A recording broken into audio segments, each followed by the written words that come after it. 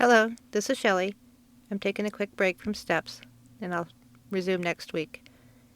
I was going through some old files, and I'm trying to get organized, and I found a bunch of my son's old records and notes and medical issues with his drug abuse. I found this letter, and I'm not sure where it came from. It's dated September 4th, 2018, so he was 18, and he wrote this letter. I don't even know who he was writing it to, but it's a page torn out of a notebook, and I'm not sure how it ended up with all of my stuff. Maybe I found it earlier a few years ago and stuck it in here and just forgot. It says, I found an old pair of shoes under my bed with the original receipt. I had used these shoes once to wear to Pasta House when I was hired there and quit after one day. Obviously, I never wore these shoes again. This morning I was in need of some fast cash to get high before school. Oh, I just want to add that his grandma had signed him up for junior college, even though he was barely able to get through high school and had to do a special program. Anyway, when I found these shoes with the original receipt, a light bulb went off in my head! Exclamation point. I'll return these shoes to Kohl's and get at least $40 back in cash to get high before school! Exclamation point.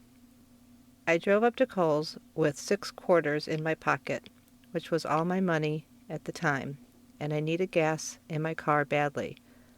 I hoped to God, they would take the shoes back, and I'd walk out of the store with more money in my possession. His handwriting is a little hard to read. By a stroke of luck, they took the shoes back, and I went back to my car with $49 in my pocket.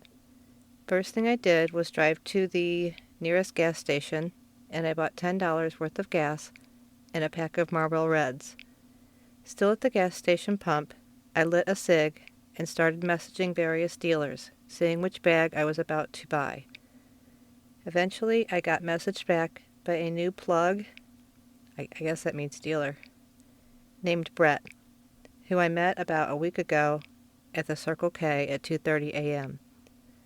He was able to meet me before I had to go to class at 10:45, and we actually met at my school and did the deal in the parking lot. So that's the end of the letter. He did not last very long at school.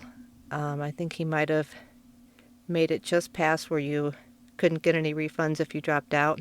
His grandma had paid for it, so she had lost that money. So that was just a letter I had found, and thought it was worth sharing, and I assume that other people have similar stories with their addict. Thanks for listening.